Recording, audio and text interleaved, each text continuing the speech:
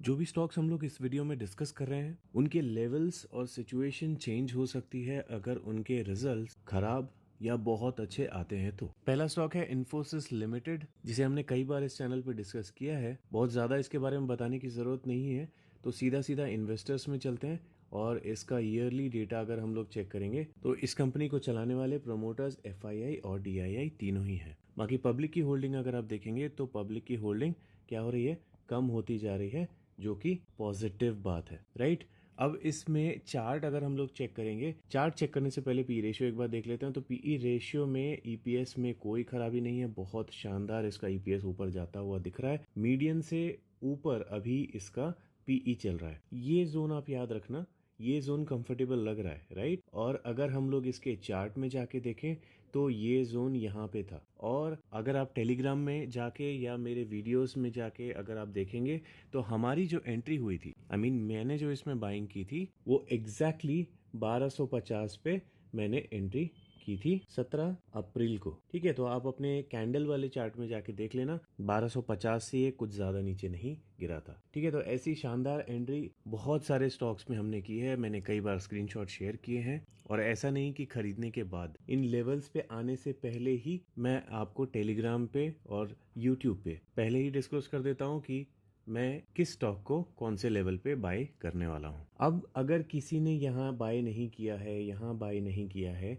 और अभी इस स्टॉक को देख रहे हो, तो उनके लिए सिंपल सा एक फंडा है कि यहाँ पे इसका रेसिस्टेंस था, उसी रेसिस्टेंस पे ये अभी चल रहा है। तो यहाँ से अगर इसमें मेजर फॉल आता है तो ये वापस से एक वेवलेंथ बोल सकते हैं बनाएगा, या तो यहाँ से एक फॉल दिखाएगा।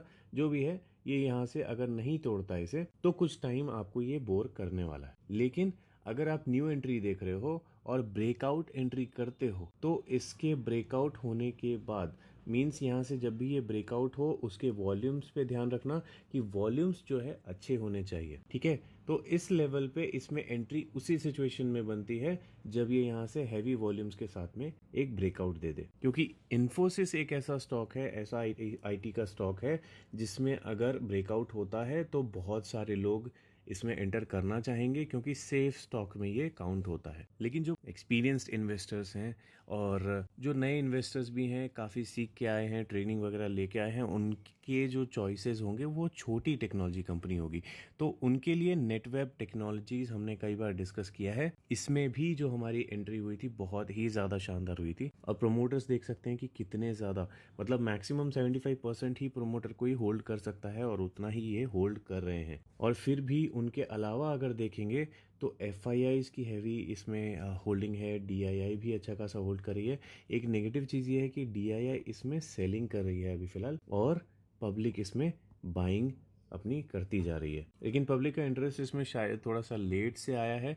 अभी ये यहाँ से गिरता है या नहीं वो तो सिचुएशन बताएगी, लेकिन अगर इसका पीई रेशियो देखेंगे तो हमको यहाँ से बढ़ता हुआ ही दिख रहा है। पहले ये गिरता हुआ था, लेकिन अभी यहाँ से अगर देखेंगे, देखिए इसको सिंपल करने के लिए अगर हम इसे 3 साल नहीं 1 साल 6 महीने, ओके 1 साल 6 महीने करने पे भी हमको कुछ ऐसा ही दिख रहा है कि यहाँ से ये बढ़ तो रहा है लेकिन इसको बीट नहीं किया है। तो एक बार प्रॉपरली यहाँ पे आके हम लोग चेक कर लेते हैं प्रॉफिट एंड लॉस वाले में। तो यहाँ से 3 से 4, 4 से 8, 8 से 22, तो ये क्या हो रहा है, कंसिस्टेंसी में बढ़ ही रहा है। ओके, कोई इश्यू नहीं है। जब से ये आई है तब से ये अच्छा कर रहा है, इसीलिए हम लोग अगर इसका प्राइस चार्ट देखेंगे तो ये हमेशा बढ़ा ही है।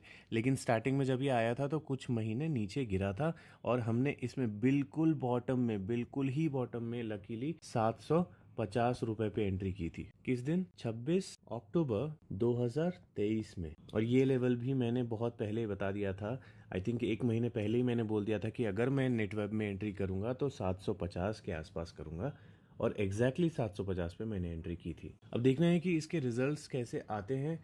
तो इसके रिजल्ट के ऊपर बहुत ज़्यादा ये डिपेंड करेगा कि ऊपर जाएगा नीचे जाएगा, बिकॉज डीआईआई यहाँ पे बेच रहे हैं।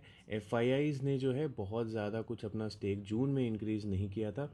लेकिन हाँ, अच्छी चीज़ ये है कि प्रमोटर्स नहीं बेच रहे हैं। तो जब तक प्रमोटर्स और एफआईआई दोनों इसमें कॉन्फिडेंस बना के रखते हैं तब तक मैं डीआईआई के बेचने के बावजूद भी कुछ इसमें ट्रिमिंग नहीं करने वाला। अगर मेरे पास ये स्टॉक नहीं होता और मैं इसमें बहुत ज़्यादा बुलिश होता तो हो सकता है अगर जिस तरह का अभी फॉल चल रहा है मार्केट में, कल तो रिकवरी दिखी थी, लेकिन अगर ये फॉल कंटिन्यू रहता है तो इस महीने ये 2200 पे भी हमको दिख सकता है। तो 2200 पे एक इसका सपोर्ट है, एक बोल सकते हैं मंथली एसआईपी लेवल है हमारा अक्टूबर मंथ के लिए, इसी महीने के लिए। तो लास्ट ईयर अक्टूबर में हमने इसे बाय किया था और इस ईयर अक्टूबर में भी ये हमारे बाइंग लेवल के आसपास है, एक एसआईपी लेवल के आसपास है। तो 2200 पे अगर आता है तो थोड़ा सा अट्रैक्टिव हो जाता है अराउंड इस लेवल पे। अदरवाइज बहुत ही ज़्यादा सेफ लेवल की बात करोगे तो मुझे तो लगता है कि 1750 के नीचे ये एक बहुत सेफ लेवल होता, लेकिन यहाँ पे ये आएगा इसकी कोई गारंटी नहीं है, चांसेस बहुत कम है। चलिए अब कुछ ऐसे स्टॉक्स को डिस्कस करते हैं जिसमें इस क्वार्टर का डेटा आ चुका है और उनमें इन्वेस्टर्स में अगर आप जाके चेक करोगे तो एफआईआई या फिर डीआईआई ने अपने स्टेक्स को इंक्रीज किया है, तो बहुत ही ज़्यादा पॉजिटिव बात है।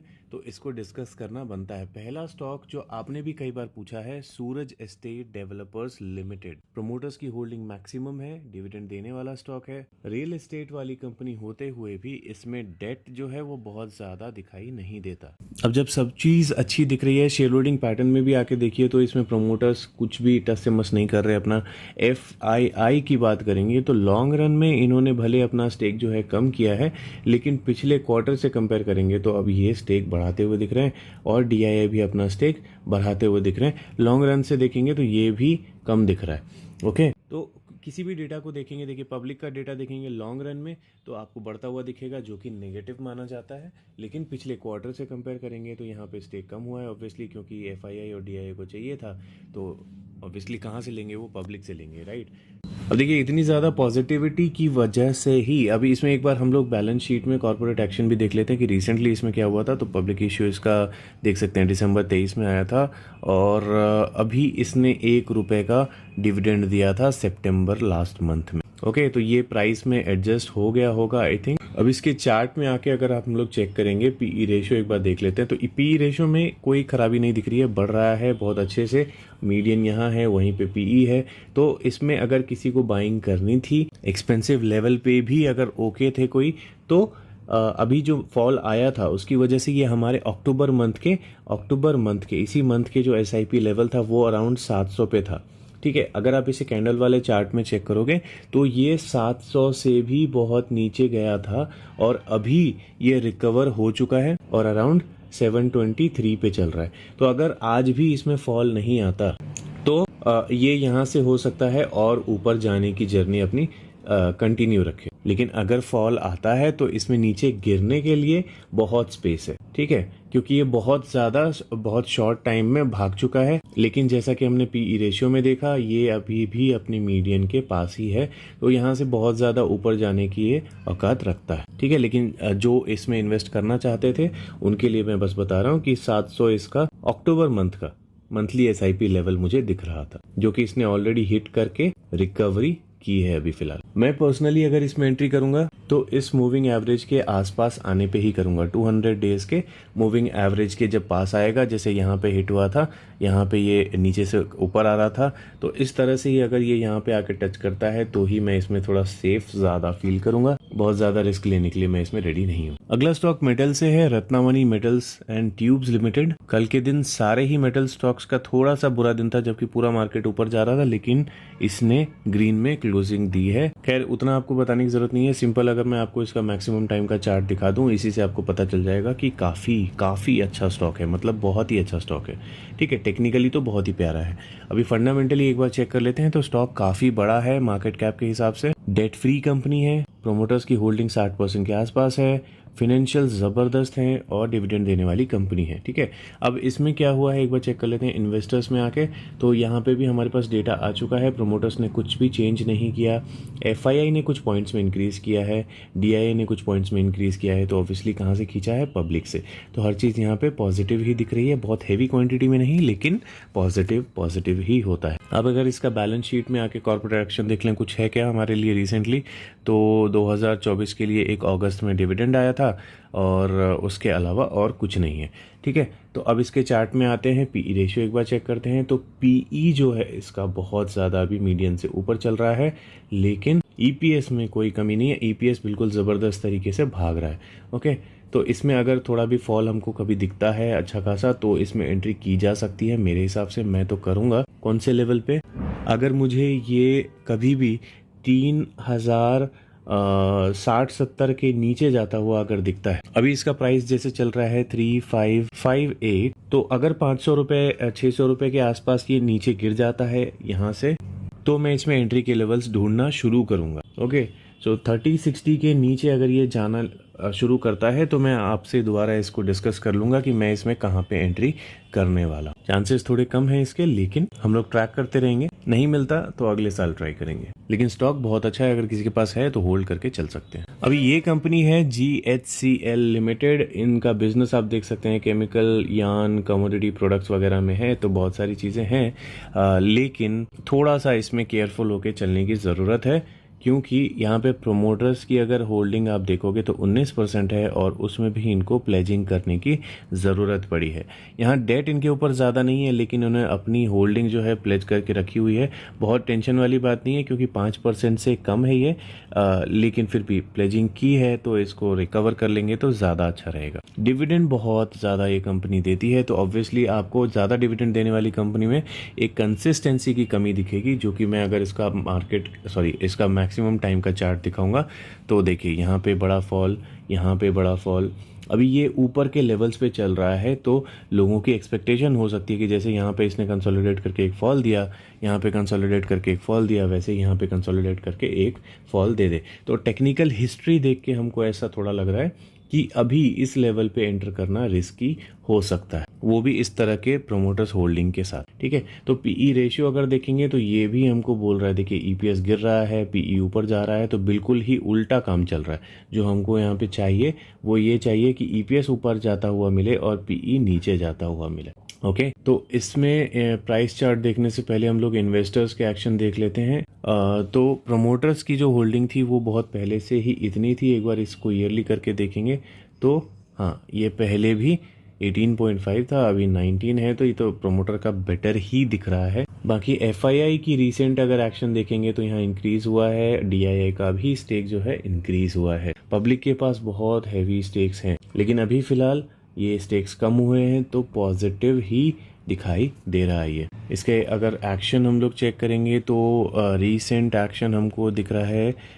ईसॉप स्कीम, 12 रुपए का डिविडेंड हमको जुलाई 1 को दिखा था, फिर मर्जर लास्ट ईयर है, और ज़्यादा कुछ नहीं है इसमें। ओके, तो अब अगर इसमें किसी को एंट्री करनी है तो ऑब्वियसली इस लेवल पे तो सेफ नहीं होगा। अगर यहाँ से एक ब्रेकआउट आ जाता है बहुत हैवी क्वांटिटी के साथ और मार्केट में उसका कोई वैलिड रीज़न दिखता है, तो इसमें रिस्क लेने वाले ले सकते हैं। मेरे हिसाब से जब तक 550 या 500 के नीचे नहीं जाता, इनफैक्ट जिस तरह की हिस्ट्री इसकी है, ये नीचे जाने पे भी रिस्की ही लगेगा कि ये यहाँ से और कितना नीचे जाए पता नहीं। ओके, तो मैं इसमें थोड़ा सा कंफ्यूज्ड हूँ, लेकिन अगर मान लो ये बहुत ज़्यादा नीचे नहीं जाने वाला है और बेस बना के ऊपर जाने वाला है, तो उस सिचुएशन के लिए मैं एक सपोर्ट बता रहा हूँ कि 500 रुपये तो है ही है। अगर इसके नीचे जाता है तो 450 के आसपास में एक छोटा मोटा रिस्क अगर कोई लेना चाहे तो ले सकता है, अदरवाइज इग्नोर करेंगे तो ही मेरे हिसाब से अच्छा रहेगा। हाँ, ये बात अलग होती कि अगर ये यहाँ से फॉल करके हमको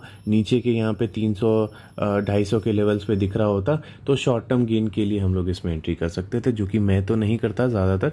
कभी कभी बाई चांस ही मैं स्विंग ट्रेडिंग करता हूँ, अदरवाइज मैं स्विंग ट्रेडिंग इग्नोर ही करता हूँ। नेक्स्ट स्टॉक है Himadri special chemical limited. Last day भी इसमें अच्छी खासी तेज़ी थी। अब ये स्टॉक ऐसा है कि इसमें अभी के टाइम पे तो एंट्री मेरे से नहीं हो पाएगी, क्यों, वो आपको इसके चार्ट में दिख जाएगा।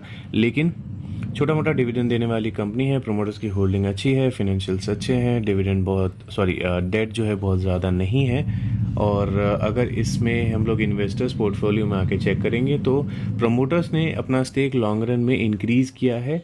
रिसेंटली भी आप देखेंगे तो कुछ पॉइंट्स में इंक्रीज़ किया है, एफआईआई ने इंक्रीज़ किया है, डीआईआई ने भी इंक्रीज़ किया है। तो बेसिकली पब्लिक से स्टेक्स तीनों ने ही लिए हैं। ओके, तीनों ने ही खींचे हैं, तो बहुत ही ज़्यादा पॉजिटिव है ये। सिर्फ पॉजिटिव नहीं, बहुत ज़्यादा पॉजिटिव। और इसी की वजह से अगर इसका आप मैक्सिमम टाइम का चार्ट देखोगे तो यहाँ पे जो ये खड़ी चढ़ाई दिख रही है ना, ये खड़ी चढ़ाई रुकने वाली अभी फ़िलहाल लगता है नहीं है। ये और ऊपर जाके फिर कभी ये अगर इसमें गिरावट दिखी तो दिखी, अदरवाइज अभी फिलहाल इसमें इन्वेस्टर्स एक्शन देख के तो नहीं लग रहा कि ये गिरने वाला है। तो इससे आप समझ ही गए होंगे कि मैं इसमें अभी एंट्री नहीं करूंगा। मैं इसमें एंट्री के बारे में दोबारा डिस्कशंस करूंगा अगर मुझे ये 450 के आसपास से नीचे गिरता हुआ दिखे तो मैं इसके बारे में सोच सकता हूँ। अदरवाइज अभी तो ये मेरे लेवल्स पे नहीं है। हाँ, कोई होल्ड कर रहा है तो होल्ड करके कंटिन्यू चल सकता है, लेकिन थोड़ा सेफली, थोड़ा अच्छे से नज़र बना के रखना है इसके ऊपर, क्योंकि बहुत ही स्पीड में ऊपर जा रहा है। तो जो बहुत ही स्पीड में ऊपर जाता है वो गिरता भी वैसे ही स्पीड में है। थोड़ी सी कोई नेगेटिव चीज़ आएगी ना तो जिन्होंने इसमें बहुत पैसा बनाया है सबसे ज़्यादा पैनिक वही करेंगे, और पैनिक सेलिंग में बहुत बड़े बड़े रेड कैंडल्स बनते हैं। तो सिंपली अगर इसके पीई रेशियो में ये जो मीडियन का लाइन है उसके पास अगर ये पीई आ जाता है तब हम लोग इसे दोबारा डिस्कस करेंगे। अदरवाइज ईपीएस बहुत अच्छे से ऊपर जा रहा है। अगली कंपनी है एवरेडी इंडस्ट्री इंडिया लिमिटेड। पता है सबको इसका नाम, बैटरीज बनाती है कंपनी। प्रोमोटर्स की होल्डिंग ठीक ठाक है, फाइनेंशियल्स अभी बिल्कुल फुल मार्क्स में चल रहे हैं, डिविडेंड देने वाली कंपनी है, ठीक ठाक डेट है। लेकिन इसका अगर मैक्सिमम टाइम का चार्ट देखेंगे तो मेरा बिल्कुल भी फेवरेट नहीं है। ये जो वोलेटिलिटी रहती है मुझे ये पसंद नहीं है, क्योंकि इस तरह के स्टॉक्स में मैं बॉटम में ही एंट्री करता हूँ। लेकिन हाँ, कुछ लोग होंगे जो इसको अपना रेसिस्टेंस मान के चल रहे होंगे। अगर यहाँ से ब्रेकआउट होता है तो इसमें एंट्री करना बनता भी है। अगर हैवी वॉल्यूम्स के साथ होता है तो ही इसमें एंट्री करना बनता है। तो जो ब्रेकआउट में एंट्री करने वाले लोग हैं वो इसे देख सकते हैं। बाकी इसमें इन्वेस्टर्स एक्शन देखेंगे तो यहाँ पे सब बुलिश ही दिख रहा है। प्रोमोटर्स ने अपना कुछ भी स्टेक नहीं बेचा है, एफआईआई ने स्टेक इंक्रीज किया है, डीआई ने भी स्टेक इंक्रीज किया है। लेकिन अभी भी पब्लिक के पास कुछ बहुत कम नहीं हुआ है, ठीक है। 50.53 था, 50.20 है, तो कोई बहुत चेंजेस नहीं हुए हैं। लेकिन हाँ, स्टेक्स जो है बढ़ाए ही हैं एफआईआई और डीआईआई ने। तो जो ब्रेकआउट वाले हैं वही देख सकते हैं, बाकी मेरे जैसे लोगों में इसके लिए इंटरेस्ट अभी फिलहाल नहीं आने वाला। अगली कंपनी है केसीपी लिमिटेड। काफी सारी चीजों में डील करते हैं, आप देख सकते हैं इसे। ये भी एक रिस्की बेट वाली रेंज में आता है मेरे हिसाब से। अगर इसका प्रमोटर्स होल्डिंग देखें, फाइनेंशियल्स देखें तो बहुत अच्छे हैं, डिविडेंड भी अच्छा खासा देती है, डेट कोई बहुत ज़्यादा नहीं है। तो ऐसे फंडामेंटली देखने पे बहुत कुछ ख़राब नहीं दिख रहा। अगर इसका शेयर होल्डिंग पैटर्न देखेंगे तो प्रमोटर्स ने कुछ नहीं किया है, एफआईआई ने अपना स्टेक जो है लगभग डबल किया है, डबल तो नहीं लेकिन अच्छा खासा बढ़ाया है, और डीआईआई ने अपना स्टेक जो है कम किया है, ठीक है। तो यहाँ पे बोल सकते हैं कि पब्लिक से थोड़ा स्टेक लिया गया है और थोड़ा स्टेक डीआईआई से लिया गया है। तो बहुत ज़्यादा कुछ पॉजिटिव चीज़ नहीं है। और इसका लॉन्ग रन का चार्ट देखेंगे तो इसमें भी वॉलेटिलिटी आपको बीच बीच में दिखती रहती है। तो टॉप में खरीदना रिस्की हो सकता है। अब ये टॉप है या यहाँ से और ऊपर जाएगा, इसकी कोई मतलब गारंटी नहीं ले सकता, राइट। तो रिस्की तो है, जो भी टॉप हो, चाहे ये टॉप होता, चाहे ये टॉप होता, या इसके बाद में शायद ये और 100 रुपए के बाद टॉप बने, कोई नहीं बता सकता। लेकिन ये पक्का है कि टॉप पे एंट्री करना जो है वो रिस्की हो सकता है, क्योंकि बहुत लंबे लंबे टाइम के ये गैप्स ले लेता है। तो इस हिसाब से मैं देखूं तो इसमें अगर किसी को एंट्री करनी ही है तो 150 के नीचे में ही थोड़ा सेफ रहेगा। अगला स्टॉक बहुत ही फेमस चल रहा है, अभी बहुत ही ज़्यादा डिस्कस किया जा रहा है यूट्यूब चैनल्स पे, transformers and rectifiers India limited. अगर आपको ये आपके जीरोधा पे नहीं मिलता तो TARIL ये है इसका सर्च करने वाला नाम, ठीक है, TARIL। अब देखिए इसमें सबसे बड़ी जो नेगेटिव चीज मुझे दिखती है वो है 22% का प्लेजिंग। 66.2% का प्रोमोटर्स होल्डिंग है, काफी अच्छा प्रोमोटर होल्डिंग है, लेकिन इसमें से 22% जो है इन्होंने प्लेज कर रखा है। फिर भी अगर आप इसका चार्ट देखोगे ना तो आपको लगेगा ही नहीं कि इसमें ऐसा कुछ हो रहा है। देख रहे हो किस तरह से भाग रहा है। अभी इसमें पिछले महीने 615 रुपए पे ये हमारा मंथली SIP लेवल था, रिस्की लेवल जो बोलते हैं। ये 615 का हमारा मंथली SIP लेवल हिट हुआ था सितंबर में, लेकिन मैंने इसे इग्नोर किया था। ऑब्वियसली आप अगर मेरे वीडियो देखते हो तो मैं इतने हाई लेवल पे तो एंट्री नहीं करता, वो भी इस तरह की खड़े चढ़ाई वाले स्टॉक पे तो बिल्कुल भी नहीं, ठीक है। तो मैंने इसे इग्नोर किया। अभी हो सकता है यहाँ से बहुत ऊपर चला जाए, जैसे यहाँ पे ये करेक्ट हुआ, यहाँ पे करेक्ट हुआ, वैसे यहाँ पे करेक्ट होके क्या पता बहुत ज्यादा ऊपर चला जाए। क्योंकि अभी अगर इसका आप इन्वेस्टर्स पोर्टफोलियो देखोगे तो यहाँ पे जो प्लेजिंग है वो तो है, लेकिन फिर भी FII में इसमें बाइंग हो रही है, DII में इसमें बाइंग हो रही है, पब्लिक से पैसा खींचा जा रहा है, ठीक है, स्टेक्स जो है खींचे जा रहे हैं। तो यहाँ पे बुलिशनेस बनी हुई है। पी रेशियो में आके इसका EPS देखेंगे तो बहुत हैवी प्रॉफिट्स इसमें आ रहे हैं, ठीक है।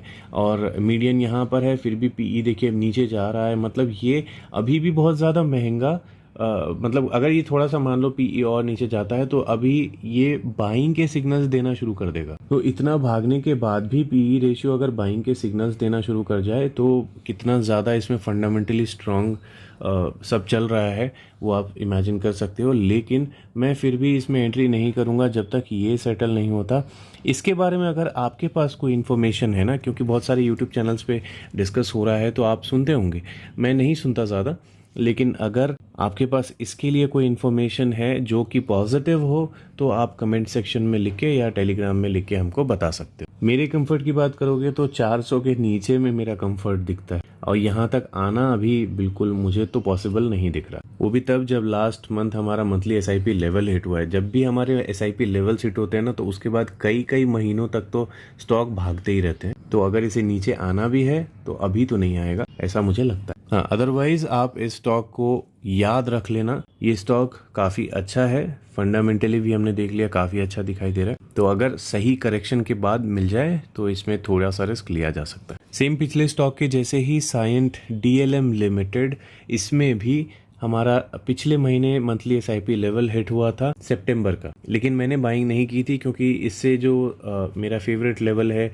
वो ऑलरेडी जून में हिट हो गया था। लेकिन मैंने वहाँ पे भी किसी रीज़न से एंट्री नहीं की थी, शायद मैं दूसरे स्टॉक्स बाय कर रहा था, इसको मैंने इग्नोर कर दिया था। लेकिन जून में ऑलरेडी हमारा शायद 620 के आसपास का एक लेवल था टारगेट, जो कि इसने हिट किया था और उसके बाद ये ऊपर नीचे चल रहा है। चार्ट को खैर डिस्कस करेंगे, लेकिन उससे पहले प्रमोटर्स की होल्डिंग अच्छी है, बहुत ज्यादा डेट नहीं है, डिविडेंड नहीं देती कंपनी। इन्वेस्टर्स पोर्टफोलियो में आके चेक करेंगे और यहाँ पे नेगेटिव ये है कि प्रमोटर्स ने अपना स्टेक बहुत ज्यादा कम किया है और इसका हिस्सा एफआईआई और डीआईआई के पास तो गया ही है, पब्लिक के पास भी गया है। तो बस ये पब्लिक का जो स्टेक इंक्रीज हुआ है, बस इतना सा पार्ट थोड़ा सा नेगेटिव है, लेकिन इसको इग्नोर हम लोग कर सकते हैं क्योंकि ज्यादातर स्टेक जो है एफआईआई और डीआईआई के पास गया है। तो ये जो कमी हुई है यहाँ पे, ये बहुत ज़्यादा नेगेटिव नहीं है। जब भी प्रोमोटर्स का स्टेक कम होकर एफआईआई और डीआईआई में मेजरली अगर बटे तो बहुत ज़्यादा नेगेटिव चीज़ नहीं होती है। एक साल का अगर इसका हम लोग पीई रेशियो देखेंगे तो ऊपर नीचे चलते रहता है, लगभग अभी मीडियन के नीचे इसका पीई चल रहा है। अगर इसे मैक्सिमम में करके देखेंगे तो भी आपको मीडियन जो है उसके नीचे ही आपको पीई देखने को मिलेगा। प्राइस चार्ट देखेंगे मैक्सिमम टाइम का तो ऊपर ही, ओवरऑल बोलें तो ऊपर ही जाता हुआ है। और जैसा मैंने बोला पिछले महीने सितंबर में इसमें हमारा लेवल हिट हुआ था और उसी लेवल पे लगभग ये अभी चल रहा है 681 के आसपास। लेकिन अगर मुझे इसमें एंट्री करनी होगी तो मैं अभी भी वही 620 के नीचे में ही इसे डिस्कस करना प्रेफर करूंगा। अभी फिलहाल मैं इसमें एंट्री नहीं करूंगा, लेकिन स्टॉक बहुत अच्छा है, इसका बिजनेस काफी अच्छा है। अगला स्टॉक है Jaiprakash Power Ventures Limited, JP Power. बहुत ही हैवी इसमें बाइंग हुई थी लास्ट डे, लेकिन प्रमोटर्स की होल्डिंग देखेंगे तो 24% और उसमें से भी लगभग 80% इन्होंने गिरवी रखा हुआ है। इसके अलावा आप कुछ भी देखेंगे तो आपको बहुत अच्छा दिखेगा, डेट बहुत ज़्यादा नहीं है, financials full on full marks मिले हुए से, ठीक है। तो इसमें भी अगर आपको कुछ पता है इस प्लेजिंग के रिलेटेड न्यूज़ तो आप बता सकते हो कमेंट करके या टेलीग्राम पे। अदरवाइज इसके अलावा यहाँ पे अगर इन्वेस्टर्स एक्शन में आके चेक करेंगे तो प्रमोटर्स ने कुछ नहीं किया, एफआईए ने अपना स्टेक बढ़ाया है और डीआईए ने भी अपना स्टेक कुछ ही पॉइंट्स में सही लेकिन बढ़ाया ज़रूर है। ओवरऑल अगर देखेंगे तो ये जो होल्डिंग क्वांटिटी है ये मुझे सेफ नहीं लग रही। जब भी पब्लिक के पास ज़्यादा क्वांटिटी हो ना, मैं थोड़ा दूर रहने की कोशिश करता हूँ। और ऊपर से ये प्लेजिंग, ठीक है, तो इसको मैं तो इग्नोर करने वाला हूँ। Oh my god, okay. So इसका चार्ट मैंने नहीं देखा था, अभी मैंने इसका चार्ट देखा है हिस्ट्री, तो इससे तो बिल्कुल ही मैं इग्नोर करूंगा। लेकिन अगर 3 साल की हिस्ट्री देखें, 5 साल की देखें, 10 साल की, ओके, तो 5 साल में ही ये थोड़ा अट्रैक्टिव दिखाई देता है। पिछले 5 साल में इसमें जो है अच्छी खासी बाइंग हुई है, ओके। अब पीई रेशियो भी अगर देखेंगे तो अभी भी ये मीडियन के नीचे इसका पीई चल रहा है, ईपीएस बढ़ रहा है, तो यहाँ पे ये अट्रैक्टिव दिख रहा है। अगर मैंने इसका मैक्सिमम टाइम का चार्ट नहीं देखा होता तो मैं इसमें बाइंग के प्लानिंग कर सकता था, लेकिन अगर ये प्लेज कर रखा है, गिरवी रखा हुआ, ये नहीं होता तो ही, ठीक है। तो अभी ये कितना भी अट्रैक्टिव दिखे मैं इसमें एंट्री नहीं कर रहा, मैं पर्सनली नहीं कर रहा। क्योंकि इस तरह के 10-20 रुपए वाले स्टॉक जो हिस्ट्री भी खराब है और फिर प्लेजिंग भी इतनी हो रखी है, ये कभी भी गिर सकते हैं। ठीक है, मार्केट में कुछ भी बुरा होगा ये सबसे पहले यही गिरना शुरू कर जाते हैं। तो मुझे इस तरह के स्टॉक्स पसंद नहीं है जो टेंशन ज्यादा दे। आप में से कोई अगर देख रहे हो तो अगर यहाँ पे ब्रेकआउट वगैरह दिखता है आपको तो आप अपनी मर्जी से डिसीजन ले सकते हो। अगला स्टॉक ज्वेलरी सेक्शन से TBZ, अगर किसी ने देखा है तो आप कमेंट करके बता सकते हो। मैंने देखा है, हैदराबाद में तो है। Tribhuvan Das Bhimji Zaveri limited, upper circuit लगा था 10% का, देख सकते हो लास्ट सेशन में। मार्केट कैप बहुत ज्यादा नहीं है तो ग्रोथ की अपॉर्चुनिटी बहुत ज्यादा है। प्रोमोटर्स जितना मैक्सिमम होल्ड कर सकते हैं लगभग उतना ही इनके पास अभी है। फाइनेंशियल्स बहुत स्ट्रांग दिख रहे हैं, डिविडेंड भी दे रही है कंपनी। और अगर इसमें इन्वेस्टर्स एक्शन में आके चेक करेंगे तो प्रोमोटर ने कुछ भी अपना ट्रिम नहीं किया, लेकिन FII ने और DII ने इसमें स्टेक बढ़ाए हैं। DII ने इनफैक्ट इसमें अभी एंट्री ली है, तो पॉजिटिवनेस यहाँ पे दिख रही है। अब पिछले 3 साल का अगर इसका PE रेशियो चेक करेंगे तो EPS बहुत अच्छे से बढ़ता हुआ दिख रहा है, लेकिन PE भी बहुत ज्यादा ऊपर है। मतलब जितना इसे खरीदना चाहिए था उससे ज्यादा लोगों ने इसे खरीद लिया है। ठीक है, तो इसे थोड़ा सा नीचे आने देंगे हम लोग और इसके चार्ट में देखेंगे, या फिर आपके पास अगर बॉलिंजर बैंड लगा हुआ है आपके ब्रोकर के ऐप में कैंडल वाले चार्ट्स में, तो वहाँ पे आपको दिख जाएगा कि ये बहुत हैवी इसमें कोई बाइंग हुई जो कि वापस बैलेंस होती हुई अभी दिख रही है। अभी यहाँ से कितना ऊपर जाएगा उसका पता नहीं, लेकिन ये अभी अपने अपर बॉलिंजर के पास में चल रहा है, जो कि रिस्की होता है एंट्री करने के लिए, न्यू एंट्रीज करने के लिए। ठीक है, तो इसमें मौका हमको कब मिला था? इसमें मौका बना था यहाँ पे, देखिए लगभग 4 महीने तक हमारे पास इसमें मौका था। अप्रैल, मई, जून, जुलाई भी आई थिंक। तो जुलाई में ये भागना शुरू हुआ था, वही लास्ट मंथ था। इसमें एक जो बोल सकते हैं 110 रुपए के आसपास में जो मौका बना था वही एक लास्ट चांस था। उसके बाद से ये फिर भाग ही रहा है। ठीक है, तो अभी एंट्री के लिए तो नहीं, लेकिन हाँ किसी के पास है तो होल्ड करके चल सकते हैं, क्योंकि वॉल्यूम्स देख सकते हैं ये नीचे वाले जो आपको ब्लू लाइंस दिख रहे हैं, ये देखिए वॉल्यूम्स कहाँ कहाँ तक जा रहे हैं। ठीक है, ऑल टाइम हाई वॉल्यूम्स इसमें बन रहे हैं अभी। अगला स्टॉक एक स्मॉल फाइनेंस बैंक है, जना स्मॉल फाइनेंस बैंक, JSFB, देख सकते हैं आप। लास्ट सेशन में थोड़ी नेगेटिविटी थी इसमें। अब इसको मैं डिस्कस इसलिए कर रहा हूँ क्योंकि देखिए फर्स्ट ऑफ ऑल ये कोई रिकमेंडेशन नहीं है, लेकिन इसमें जो है चार्ट अगर हम लोग ओपन करके देखेंगे तो इसी मंथ में जो इसका एक लेवल था वो हिट हुआ। अराउंड 530 रुपए का हमारा इसमें मंथली SIP लेवल दिख रहा था। देखिए मंथली SIP लेवल ऐसा नहीं है कि खराब स्टॉक में भी नहीं दिखता, सारे स्टॉक्स में दिखता है। किसी भी स्टॉक में पूछो उसमें एक मंथली SIP लेवल बन रहा होता है। ठीक है, तो इसका मतलब ये नहीं है कि अगर मैंने मंथली SIP लेवल बोला तो वो स्टॉक बहुत अच्छा है एंट्री करने के लिए, ऐसा कुछ नहीं है।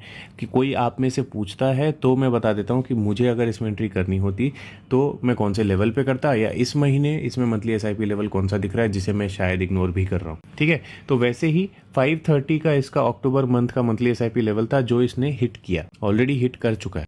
ठीक है, तो किसी के अगर टारगेट में ये था तो आपके लिए ये एक इंफॉर्मेशन है। दूसरी, इसमें एक मेजर सपोर्ट जो मुझे दिखता है वो 480 का है। ठीक है, इसकी हिस्ट्री है कि 480, ये आपको जून के आसपास, यहाँ पे ये जो आपको दिख रहा है ना, तो इसमें विक नहीं दिखती, जो कैंडल की विक बनती है वो नहीं दिखती। तो वो जो विक थी वो यहाँ तक गई थी, आप देखना अपने चार्ट में देखना, वो यहाँ तक गई थी। तो यही 450 के आसपास में ही मेरे हिसाब से एक थोड़ा सपोर्ट बन रहा है, जो कि ज़्यादा सेफ होगा। देखिए वैसे ही बैंक वाले स्टॉक्स जो होते हैं बहुत ज़्यादा कमा के नहीं देते, बहुत ज़्यादा रिटर्न्स नहीं देते। ठीक है, और इस तरह के स्मॉल फाइनेंस बैंक थोड़े अपने जो ऑलरेडी ओल्ड बैंक्स के स्टॉक्स हैं उनसे बेटर दे देते हैं, लेकिन वो भी तब जब उनका नाम अच्छा खासा हो। अभी जना स्मॉल फाइनेंस बैंक मैंने तो नहीं सुना, मैंने देखा भी नहीं है। अभी AU स्मॉल और वगैरह वगैरह, उत्कर्ष, ये सब मैंने देखे हैं। मतलब बैंक्स वगैरह मुझे दिखते रहते हैं, हैदराबाद में तो दिखते हैं, पता नहीं आपके एरिया में है या नहीं। आप कमेंट करके बता सकते हो अगर आपने जना स्मॉल फाइनेंस बैंक का कोई ब्रांच देखा है तो अगर इसको आप टारगेट कर रहे हो तो मेरे को लगता है ये ज़्यादा सेफ लेवल होगा।